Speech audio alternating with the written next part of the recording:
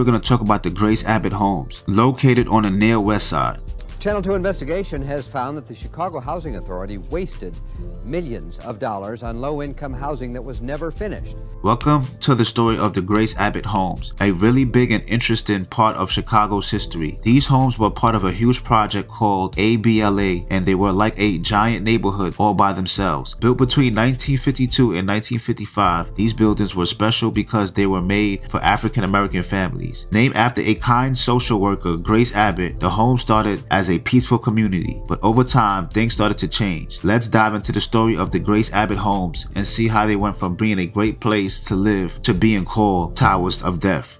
The Grace Abbott Homes were a big group of buildings in Chicago, part of something called the ABLA housing project. This place was huge. It had 1,218 homes and 33 two-story buildings that looked like long rows of houses. Plus there were 7 tall buildings, each with 15 stories, which had 768 more homes. They started building the Grace Abbott Homes in 1952 and finished in 1955. When the Grace Abbott first opened, things were pretty good for people who lived there. It was a safe and friendly place to be. Before anyone could move in, they had to meet certain rules, kind of like a special check to make sure they would be good neighbors. This helped keep the community nice and peaceful. There were gangs in the bigger area called the ABLA projects, but in those early days, the gangs hadn't really become a big problem in Grace Abbott Homes. The residents were more focused on being good neighbors and taking care of each other, so the community stayed a nice place to live for a while. In the beginning, when the Grace Abbott Homes were new in 1952, there were 2 main gangs around there called the Imperial Chaplains and the 14th Street Clovers. These gangs were the groups that wanted to be in charge of the area.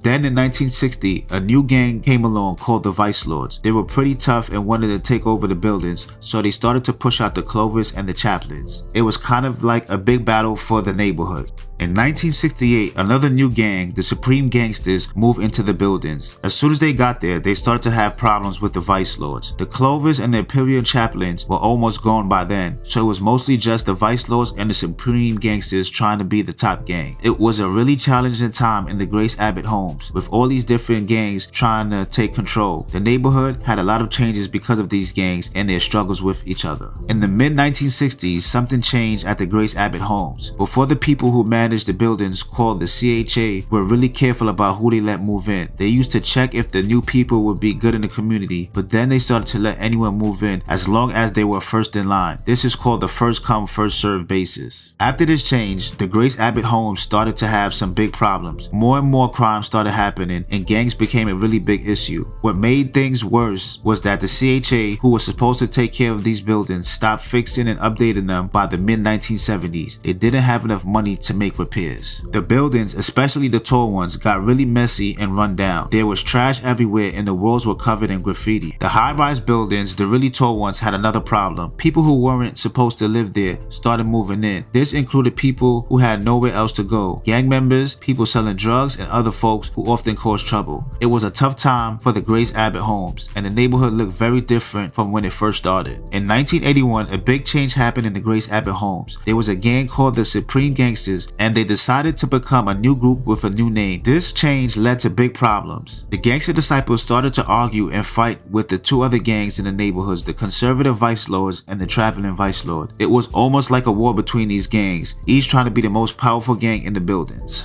The Grace Abbott Homes turned into a place where the gangs were always clashing. It wasn't just about who lived there anymore. It was about these gangs trying to outdo each other. It was a really tough time for the neighborhood, with a lot of tension and trouble happening all around. During the 1980s and 1990s in the Grace Abbott Homes, a lot of scary things happened. 2 gangs, the Vice Lords and the New Breeds, who used to be called the Gangster Disciples, were fighting a lot, especially over who got to sell illegal drugs. This made life really hard and scary for the people who lived there, just trying to go about their everyday life. The buildings weren't in good shape either. The hallways were dark because the lights didn't work, and they were dirty and scary. The elevators were broken, so people had to use the stairs. Sometimes people who were using bad drugs would bother or even try to hurt others in the dark hallways. But the scariest thing was something really strange about how these buildings were made. At the end of each floor, the apartments were built really close to each other, only separated by a small space that had tunnel for plumbers to fix pipes. This meant you could get into your neighbor's bathroom bathroom by pushing their medicine cabinet out the wall. When these buildings were first made, no one thought the neighbors might break into each other's home this way. In 1986, some gang members figured out they could use these tunnels to sneak into empty apartments and then into other people's homes by pushing out the medicine cabinets. This became a really big problem. In 1987, something really bad happened because of this. A lady named Ruthie McCoy, who was 52 years old and not very well, called the police because two guys were trying to break into her apartment using the medicine cabinet. They got in, took her things, and hurt her really badly. When her friends and the police tried to check on her, they couldn't get into her apartment right away. Sadly, when they finally did, it was too late to help her. Ruthie Mae McCoy family was so upset that they sued the people in charge of the buildings, the Chicago Housing Authority, in 1988. This story showed how dangerous and scary the Grace Abbott homes had become. In the 1980s and 1990s, the Grace Abbott homes were controlled by three big gangs: the Traveling Vice Lords, the Conservative Vice Lords, and the New Breeds. They were the main groups causing trouble in these buildings. By the year 2001, the Grace Abbott homes were really in bad shape. The buildings were so run down and had so many problems with violence and gangs and drugs that they couldn't be fixed. So the people in charge decided the best thing to do was tear them down. By 2007, all of these buildings were completely demolished. The Grace Abbott homes were part of a bigger group of buildings called the Village, which was a nickname for all the ABLA buildings. The story of the Grace Abbott homes is like a big roller coaster ride. What started as a safe and friendly neighborhood turned into a place filled with challenges. Over the years, the buildings faced problems with gangs, crime, and really scary situations, like when gang members found ways to sneak into apartments. Despite the efforts of the people who lived there, by the early 2000s, the Grace Abbott homes were so troubled that they had to be torn down. By 2007, all of the buildings were gone, ending a chapter in Chicago's history. The story of the Grace Abbott homes is a reminder that sometimes even places built with good intentions can face tough times, but they always remain an important part of our homes, Chicago, Illinois. If I have to live here and my kids are here, then I'm gonna fight too, because I have to fight with the gang every day. I have to fight with the drug addict, the lice, the trash, the elevator, the stairway. The guy in the middle of the playground's got the gun. He's got on a white shirt. The TAC team was walking up now. The Henry Horner Projects, named after Illinois' first Jewish governor, Henry Horner, stand as a significant development in the state's history. Governor Horner, who served from 1933 until his death in office in 1940, became the namesake for this housing initiative. Construction on the projects began shortly thereafter, culminating in a series of 7 buildings, each 7 stories tall, and 4 additional 16-story high-rises, altogether comprising 920 units. Completed in 1957 by the renowned architectural firm Skidmore, Owings and Merrill, the Henry Horner projects were noted for their economical construction. They stand as some of the most cost-effective housing developments of their time, contrasting with other projects built throughout the late 1950s and 1960s. The initial construction of the Henry Horner projects marked the arrival of several prominent gangs in the area. The Egyptian Cobras, Imperial Chaplains, and 14th Street Clovers were the first to colonize these buildings, establishing themselves as the 3 powerhouses within the complex. However, the landscape changed in 1960 when the Vice Lords appeared on the scene, swiftly asserting their influence. They became the dominant force within the projects, overshadowing the initial 3 gangs and reshaping the dynamics of power and control within the community. In 1961, a significant extension to the Henry Horner projects was undertaken by Quinn and Christensen. This new phase introduced 7 additional buildings to the complex. 4 of these were 14-story high-rises, while the remaining 3 stood at 8 stories each. With these new structures, an additional 736 units were added to the existing development, bringing the total number of units at Henry Horner to 1,656 across 18 buildings. The final stage in the development of the Henry Horner projects came with the construction of the Horner Annex, completed in 1969. This annex featured 109 more units, spread across 1 7-story building and 2 3-story row houses. This marked the culmination of a grand and sprawling urban housing initiative, reflecting both architectural innovation and the evolving needs of the community. By the mid-1960s, the Vice Lords had become the main gang in the Henry Horner projects. They took control from the 14th Street Clovers, pushed out the Egyptian Cobras, and were stronger than the Imperial Chaplains. The Vice Lords were now in charge. In 1968, the scene at the Henry Horner projects became more complex when the Supreme Gangsters moved in from Englewood. They started heavily recruiting in the extensions, leading to a significant rivalry with the Vice Lords.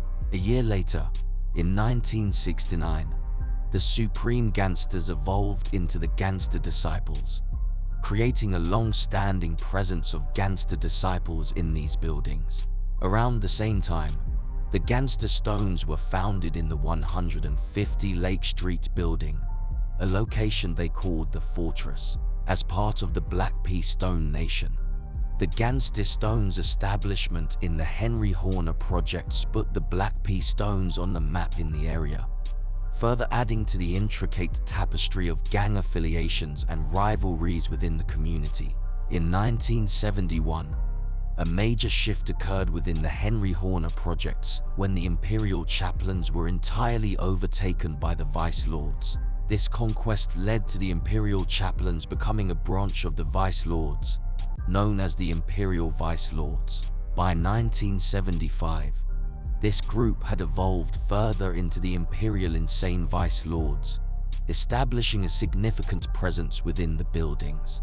This development was a testament to the ever-changing landscape of power and affiliations within the community. The stairwells were clean, there were lights, we had a baby playground and a big playground. There were benches, grass, it was beautiful. I mean, it was really nice. 20 years later, life at Henry Horner has changed. To a passerby, it's hard to tell whether the buildings are occupied or abandoned. In its early years, the Henry Horner projects were considered an ideal place to live. The complex was well maintained, clean, and functional, contrasting with the nearby deterioration and increasing gang activity in the projects during the 1960s and 1970s. The Horner complex managed to stay relatively low on crime during this period, maintaining a reputation as a desirable residence. However, this image dramatically changed in 1981 when the situation in the complex took a turn for the worse. The Chicago Housing Authority, CHA, found itself unable to fund necessary renovations, causing many longtime residents to leave. As vacancies increased, the empty apartments became an opportunity for criminal elements to move in. Gangs, criminals, and addicts quickly filled the void left by departing residents, transforming the once thriving complex into a hub of criminal activity and marking a dark chapter in its history. Henry Horner's decline was rapid, and by the mid-1980s, the project complex had become one of the most dangerous in the city. What had once been a well-maintained community was now the battleground for vicious and bloody gang wars, particularly over control of the drug trade. During the 1980s, the complex was overrun by various gangs, including the Gangster Disciples, Four Corner Hustlers, Imperial Insane Vice Lords, Traveling Vice Lords, and Gangster Stones. These groups asserted control over the buildings, and the violence escalated. Pea Stone Nation further complicated matters by granting control of the 150 Lake Street buildings to the Gangster Stone chapter, putting the notorious gang leader Henry June Bug Brown in charge. His reign lasted until 1998, when he was convicted of kidnapping and torturing a man to death within the complex. The territorial control within the Henry Horner complex became clearly defined among the gangs, with each exerting dominance over specific sections. The Gangster Stones took control of the majority of the buildings in the older section of Henry Horner. The rest of the older buildings were run by the Imperial Insane Vice Lords and Traveling Vice Lords, with patches controlled by Four Corner Hustlers. The gangster disciples ruled the extensions, maintaining a firm grasp on that area.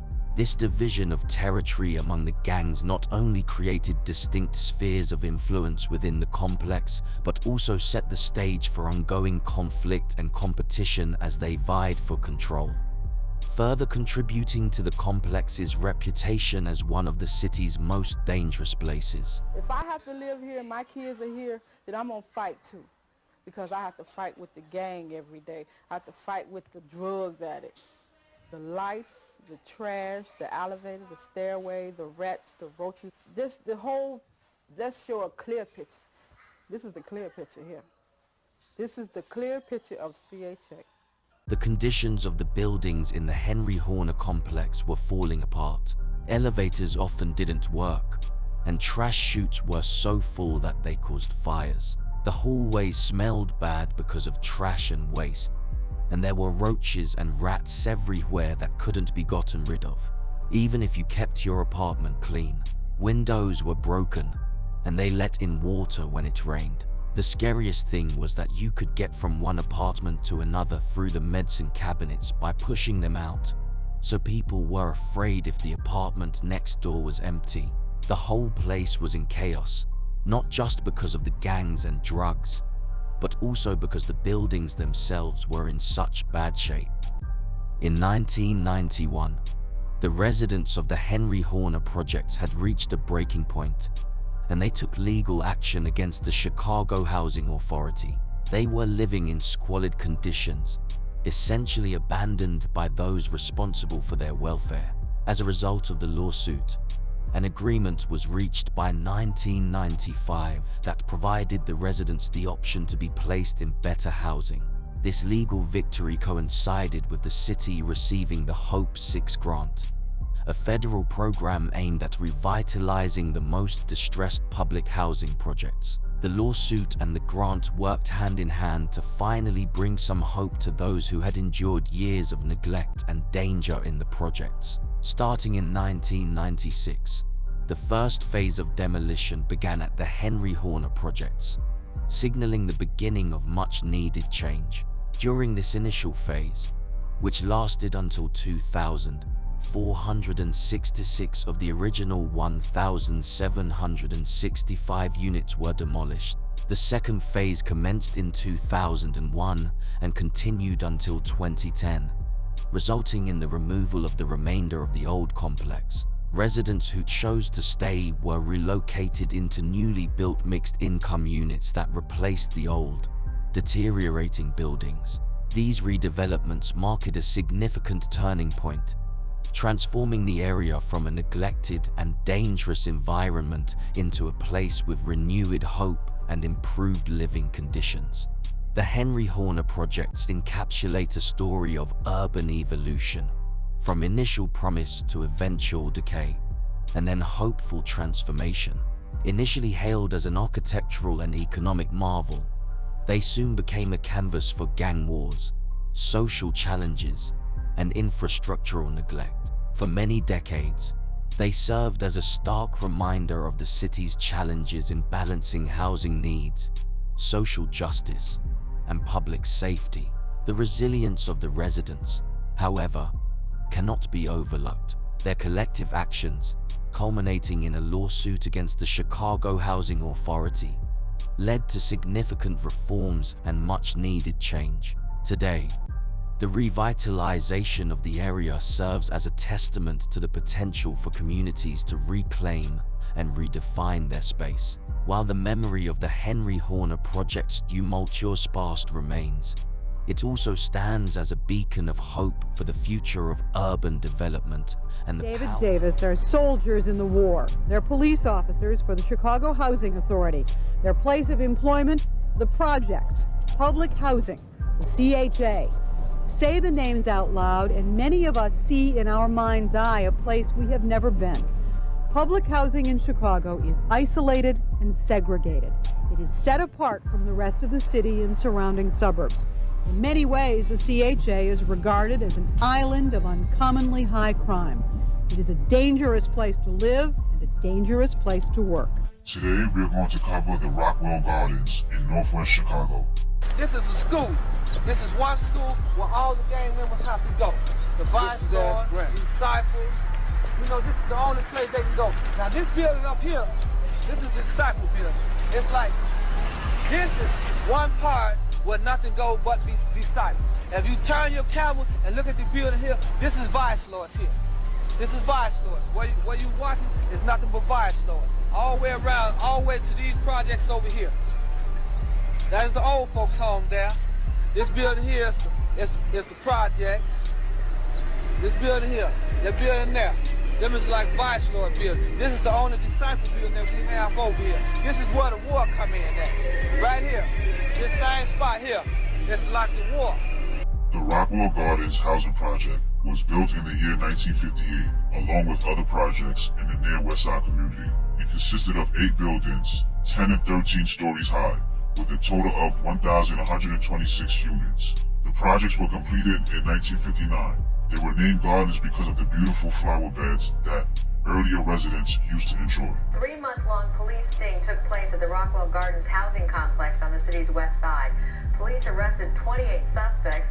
They're accused of selling crack, cocaine, and marijuana 24 hours a day, 7 days a week.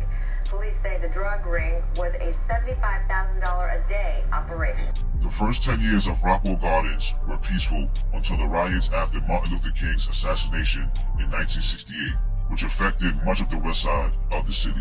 Over the next decade, the projects began to experience gang activity, mainly from the vice lords and others. By the late 1970s, crime and gang activity increased significantly, mostly involving gang members and drug dealers from outside the complex. Competing gangs like the Four Corner Hustlers, Renegade Vice Lords, Traveling Vice Lords, Conservative Vice Lords, and Gangster Disciples engaged in a violent war over the heroin trade, leading to numerous shootings in the 1980s. The situation reached a critical point in 1987, prompting Operation Clean Sweep to improve security as gang members took control of the projects and made it difficult for even maintenance workers to enter the buildings. I'm just swing the camera around and show you how kids can get caught up in this thing right here. See what I'm saying?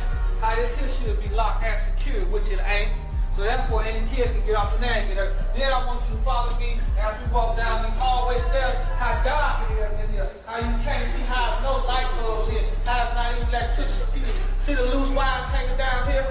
Now I want you to follow me on down the stairs. I want you to see the rubbish all on the floor, how you can come downstairs, the ropes and the rats right, the false wiring up there. Then I want you to come on down these stairs, how Dr. Light out in this for me. As we go all the way down, it's not a lighted marijuana needed facility or the hallway. Take your time before you fall now. I want you to come on down. All the graffiti you see on the wall is gang members' names that once was here, now they are gone. And all while you see all this graffiti, you still see loose wiring as you come down the hallways. And you see graffiti going all the way down the wall. These once was people that was here, but now they gone. The situation in Rockwell Gardens worsened as gang members would hang out in front of residents' apartments, getting drunk and causing disturbances that made residents afraid to leave their homes due to harassment. Additionally, vacant apartments were being used as crack dens, attracting more crime, litter, and human waste from intoxicated drug addicts. The living conditions became unsafe and unbearable for the residents due to the presence of gangs and drug-related activities. Both before and after the sweep, residents had to resort to sleeping on the floor or in bathtubs to protect themselves from gunfire during the violent gang wars. However, after the sweep, the situation became even worse as the vice lord factions turned on each other, leading to escalated conflicts and a heightened danger for the residents. The gang wars within the housing project intensified, creating a highly volatile and unsafe environment for everyone living there. Rockwell Gardens experienced severe deterioration with graffiti and trash filing in the hallways, similar to many other projects in the city. In 2003, the decision was made to demolish the Rockwell Gardens housing project due to its poor condition and numerous problems. The demolition process began that year, and by 2006, all the high-rise buildings were completely torn down, marking the end of an era for one of the most violent housing projects in the country.